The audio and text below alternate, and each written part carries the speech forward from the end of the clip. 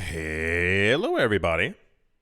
Welcome back for another video. Hope you're all doing well and that you're all having a fantastic day. I guess question of the day is going to be, what are your plans for today? What do you have to do? What's going on in your life? Tell me stuff about you, and without any further ado, let's jump right into it. There's been, I don't know if you've noticed, there's been a bit of a shift, not a negative shift, within the cryptocurrency space. The narrative has changed a little tiny bit. I was looking around for what's been going on, and apparently everyone is focusing on one coin compared to the others at the moment. I'm going to show you a terribly written article, but it gets to the point. It says, while Bitcoin and altcoins continue their rise, the largest altcoin, Ethereum, has surpassed Bitcoin, not by market cap, but more so by a multitude of metrics. At this point, while Ethereum and altcoins were on the rise along Bitcoin, Ether surpassed Bitcoin, which appreciated by 8.4% with a 16% increase on a weekly basis.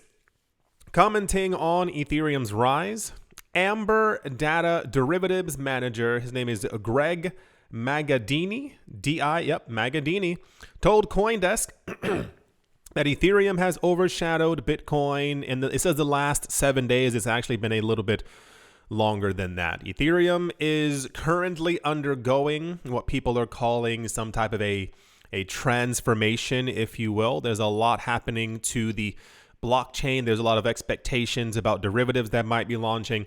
There's a lot lined up as well with the Bitcoin halving, which is inching closer and closer every single day. And a lot of these are propelling people to talk about Ethereum more, as I've mentioned in other videos.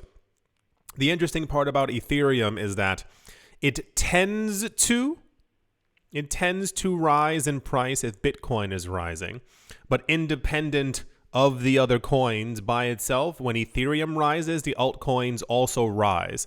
So it's kind of a two-pronged approach, if you will. If Ethereum does well, the market tends to do well, 99.9% as a whole. And this is the expectation for what's been going on. There are a lot of articles popping up talking about these Ethereum things to come. And if they do come to fruition or do work out and the price does go up, we have whispers once again of altcoin season, where basically Ethereum does well and the altcoins, as they tend to have much lower volume. If Ethereum goes up by 8%, the altcoins go up by 10, 15, 20% at the exact same time. Stating that the upward trend of ETH last week may continue, Magadini argued that the fundamentals of ETH look more positive than Bitcoin, but this is also this depends on like what lens you're actually looking through. A lot of times you will hear people in the cryptocurrency space, like the Nova Gratzes, the Kathy Wood, yada yada, talk extremely positive about one particular coin. And if you look back deep enough in the news, you find out that these people got Ether for 50 cents. Or this person managed to pick up 15,000 Bitcoin when they were $8 each. Like that kind of thing ends up going on.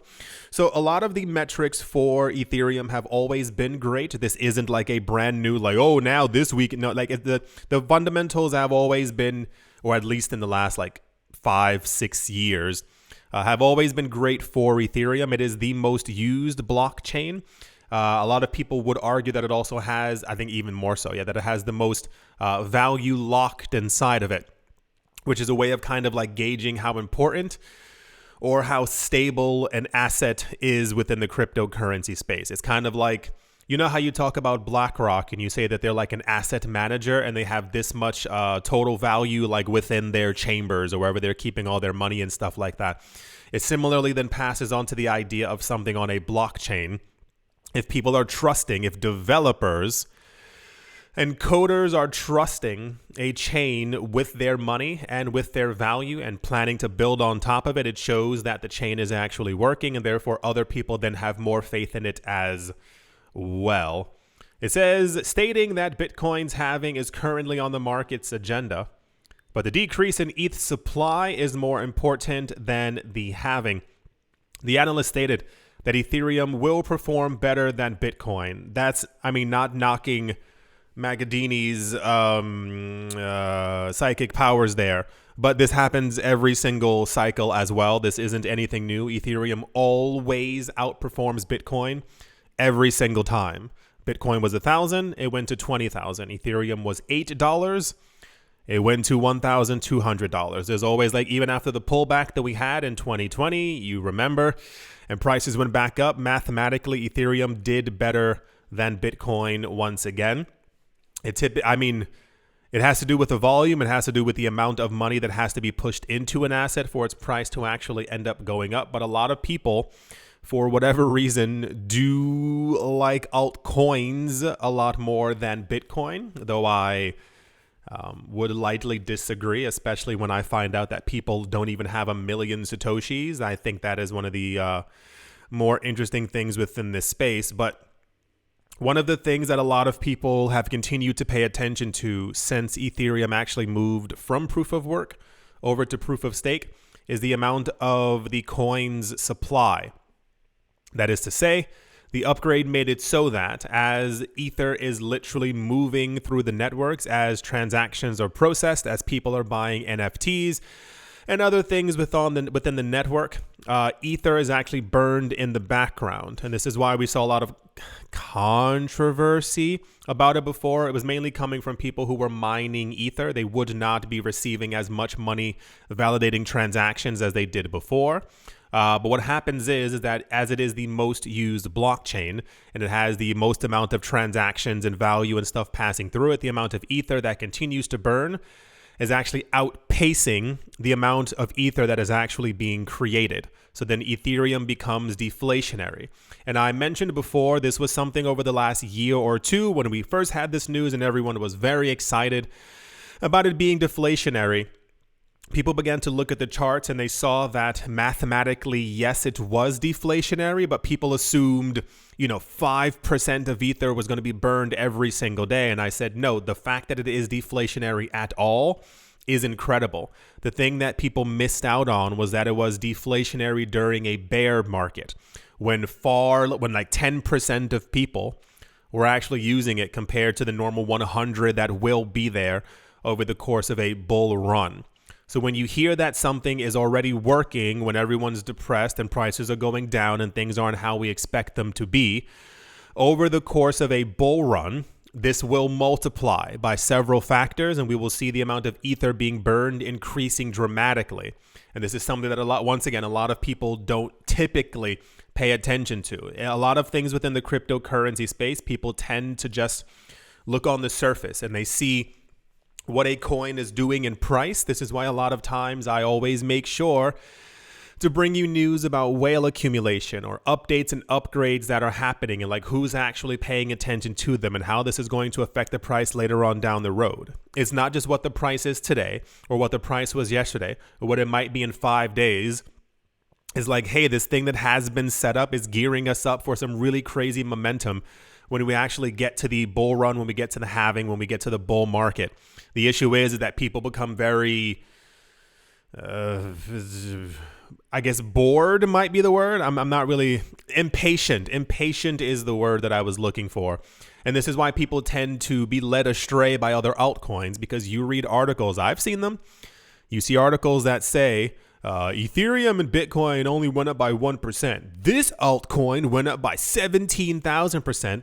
People throw their money into it, forget that they have their money into it. They look back at the coin, it's near zero. The whole thing has completely collapsed and they took their money out of actual larger projects that would be better for them in the long run and for their portfolio. He said, everyone is talking about the Bitcoin halving in April, but this is nothing compared to the active reduction in ETH supply that has been occurring since September 2022. He said the name of the game is ETH. considering the low ETH to Bitcoin ratio and the decreasing supply of ETH's chart is even better than Bitcoin. He continued by saying, when you add staked ETH to this decrease in supply in ETH and a spot Ethereum ETF that will enable the active transfer of Ether in circulation to cold wallets, the story of ETH becomes as bullish as possible and bullish for ETH, end quote. And also, I didn't even realize that it was this many. It says it at the bottom of it. At the time, apparently there are far more companies who are trying to get a spot Ethereum ETF than I previously realized. It's now Franklin Templeton, BlackRock, Fidelity, ARK and 21 Shares, Grayscale, Van Eck, Invesco, Galaxy, and Hashdex. That's 9 companies. That is literally I believe the exact same companies who applied for the Bitcoin ETF. For those who don't lightly get the significance of this, and I'll try and work backwards here, is the reason why, like the literal reason why we have Bitcoin ETFs, spot ETFs, is because of Grayscale. Grayscale a number of years ago was applying for spot Bitcoin ETFs constantly, the same as other companies. But Grayscale said out loud, they said, if we do not get an ETF because we have all the paperwork, we are going to sue the SEC. As you might remember, Grayscale was denied an ETF. They sued the SEC and actually won. I remember that being a very weird day in the space because I'm always used to like the bad guy winning. Like you're always used to like the corruption usually wins by corruption. But when Grayscale won, everyone was like, okay, like slightly more hopeful. And then we had the situation where we were all waiting with bated breath for the actual spot ETFs to be approved, and then they were. And then we heard a couple of days later that apparently the reason why we have the Bitcoin spot ETFs is because of the lawsuit. The SEC lost the lawsuit and basically said, like, we don't want to do this again. Like, I'm not sure if it's like mud or pie or egg on their face, depending on where you are, you know, what kind of food you throw on people's faces. But they said they don't want that again. So the interesting part now is that there's a huge, not a little, there's a huge amount of expectation that we are going to have spot Ethereum ETFs. And this is mainly because Grayscale and BlackRock are 2 of the companies who are filing for them as well. If the SEC does not want to deal with, I mean, can you imagine these 9 companies who all got Bitcoin ETFs? If all 9 of them were denied, they would all sue the SEC, and the SEC would subsequently lose around 6 months later. So to avoid all of that, a lot of people believe that Grayscale, especially being in the pack, the SEC does not want to deal with them again, and therefore we will probably have multiple spot Ethereum ETFs. The really interesting part is, for those of you who've maybe missed a couple of videos, haven't been here, you haven't been seeing what's been going on, the accumulation by these ETF issuers is like a little, the word's not scary, but it's like unprecedented. So we've seen before that it has taken one company around 2 to 3 years to accumulate around 190,000 Bitcoin. It took BlackRock and Fidelity 4 weeks to do what another company did in 2 to 3 years. And that's not including even the other companies. So if we actually do end up getting a spot Ethereum ETF, it is going to be massive. The level of accumulation is going to be absolutely ridiculous. And this also, there's so much to talk about when it comes to Ethereum because it is like a multi-leveled kind of thing all just within the base layer. We found out a couple of days ago as well that the amount of ETH being staked, I believe, according to the article, it said 25%. That would be around 1 in every 4 Ether. That's what the article said that we went over, which would mean that, because before I think the number we got was 16%. The situation is that Bitcoin doesn't get locked up. So if you had the opportunity to be able to lock up your Bitcoin or stake your Bitcoin in the network, and therefore create new Bitcoin, that would be a completely different situation. When you talk about from the get-go that there's not even a lot of like liquid moving around ETH, because 1/4 of it is being locked up inside of the actual thing.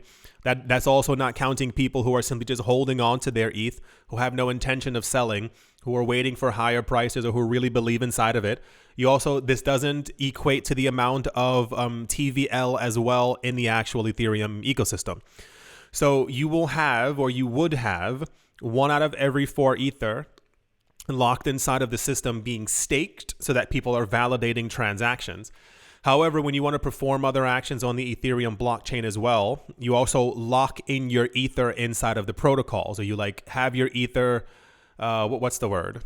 Put aside for certain things. That also increases the amount of locked Ether inside of it as well. There's so many things inside of it. In Ether supply, you'll hear a lot, and we also went over this a couple of days ago. You'll hear a lot about Ethereum and how its supply is infinite. This is usually one of the main things that Bitcoin maximalists will say when trying to talk negatively about Ethereum. They say, well, there's always going to be more printed, and that is true. That's meant to be so that as new people come into the ecosystem, they'll have a chance to be able to create new coins from validating.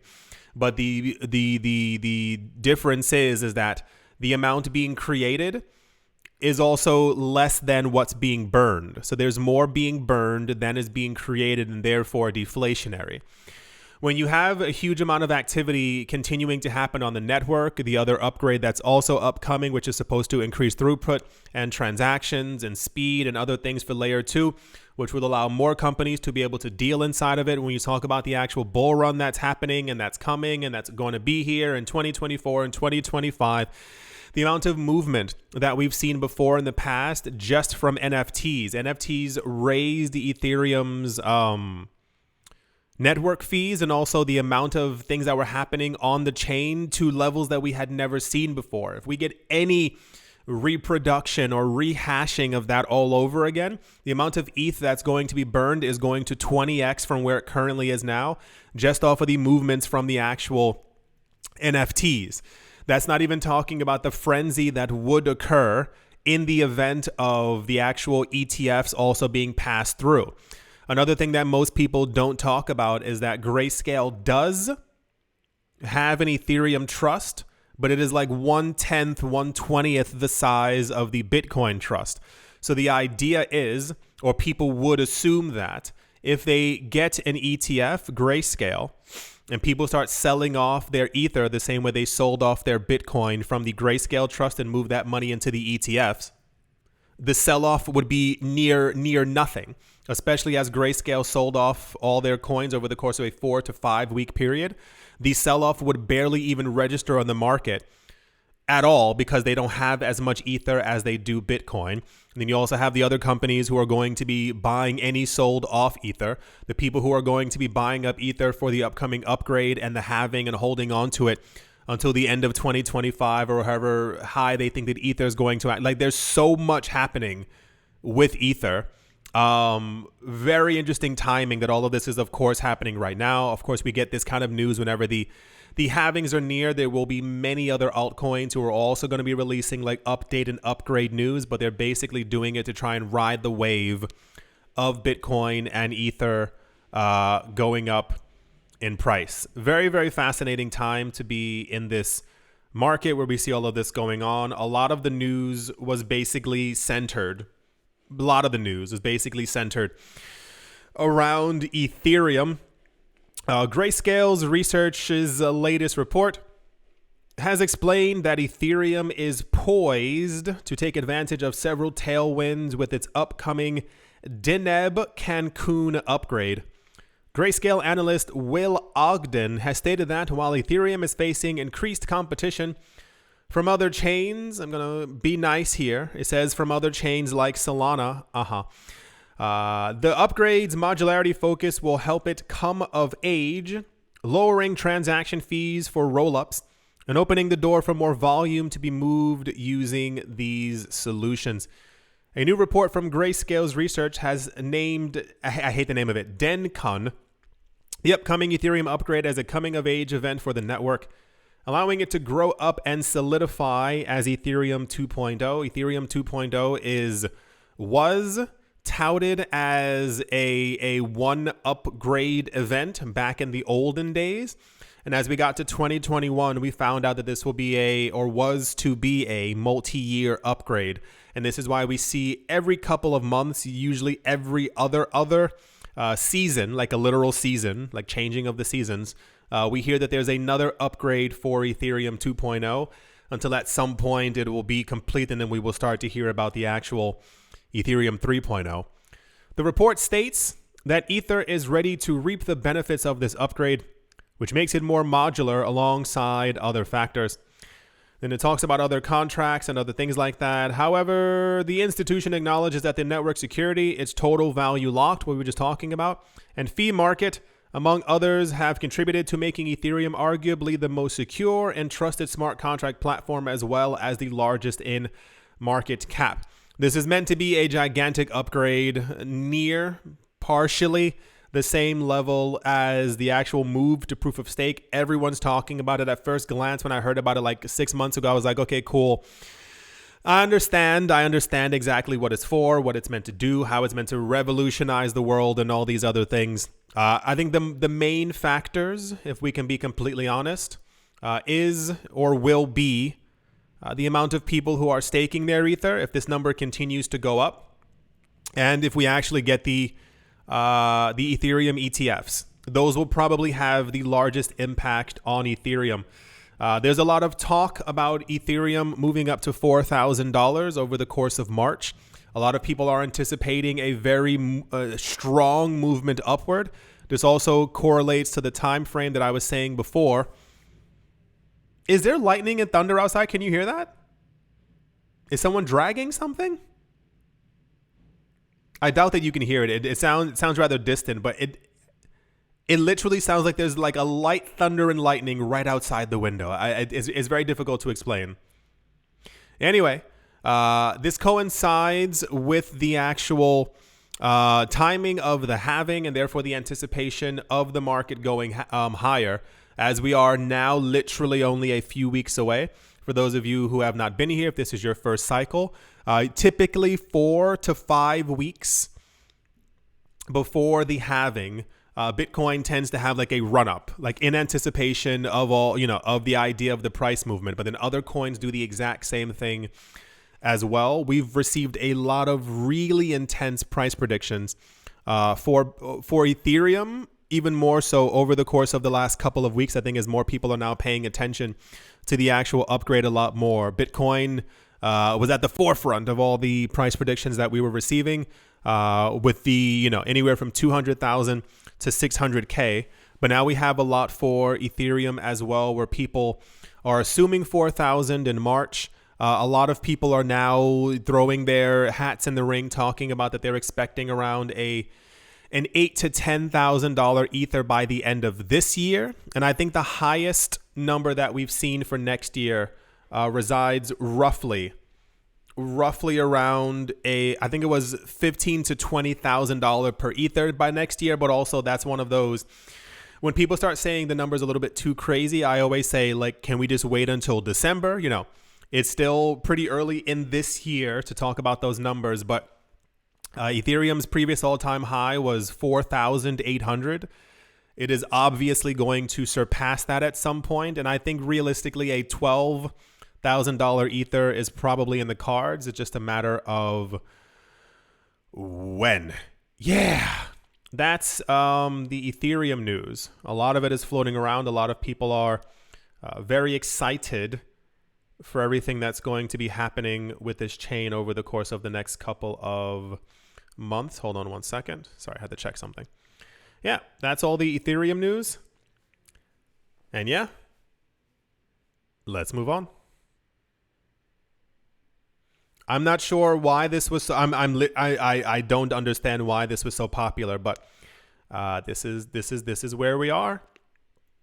Fidelity, a prominent asset manager, has announced a reduction in their fee for their Bitcoin ETF in Europe joining a trend among crypto issuers to lower fees amidst intensifying market competition.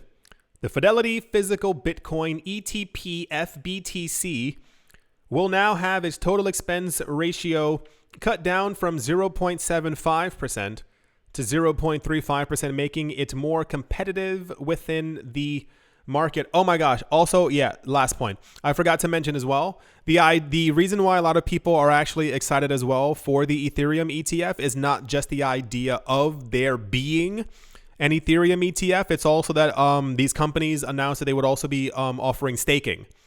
So that is to say, by holding the Ethereum ETF, like pieces of the shares of the fund, you would receive a dividend based off of the amount of Ether that you're also holding through the fund. Essentially meaning that it would take the equation out of you having to stake your own Ether or become a validator and or have 32 Ether. You would actually simply be able to just buy shares and have another form of passive income from this asset that could potentially over the course of the next decade do a 10x in price. That's one of the other things that why people are very excited as well. I forgot who was the first one to actually announce it, but if we do get ETFs for Ethereum, this will be the crazy propulsion in price. I don't know why that just popped into my head right now, especially talking about Fidelity cutting their fees. Eric Balchunas, the senior ETF analyst for Bloomberg, shared the news on Twitter, highlighting the significance of a fee. I can assume we all understand the significance of lowering your fee from 0.75 to 0.35. People will pay less. The price slash move by Fidelity follows similar fee reductions by other issuers, including Invesco, WisdomTree, and CoinShares. And then there's also a tweet for it right here. Popular news. I'll throw this in the basket of I don't really understand it, but as long as it made other people happy, that's all that really matters. There's always really weird news within the cryptocurrency space. It ends up becoming popular, and I never, ever would have imagined that hearing that Fidelity is lowering their fees in Europe would have been the thing that made popular news. Yeah. I do think that's going to do it for this video. I hope you've all been doing well. I know the anticipation is very high right now. I've been seeing the interwebs. I've been seeing what's been happening on Twitter and the stuff that people are talking about. And I know that everyone's very excited for the stuff that is coming in the next couple of weeks. I assume a lot of you have also been accumulating coins as well. It's a very interesting time to be in the market. I do hope that you've all enjoyed. I do hope you all are having a great day, morning, afternoon, evening, wherever you are, wherever you might be. I do hope it is absolutely fantastic. Thank you all once again for watching, listening, liking, commenting, and or supporting. And I will most certainly be talking to you all soon. See you.